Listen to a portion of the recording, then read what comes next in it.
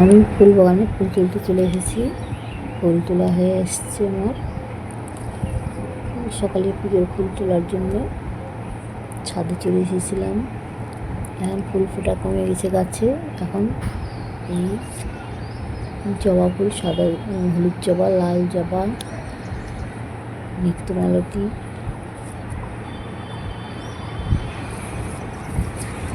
এসব ফুল তুলে নিচ্ছি।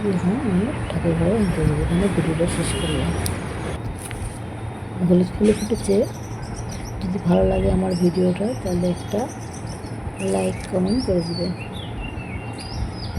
আজকে নতুন ভিডিওটা এখানে শেষ করছি।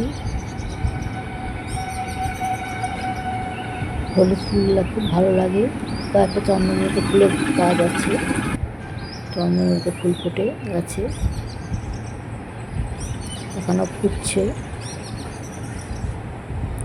লাল দোপাটি,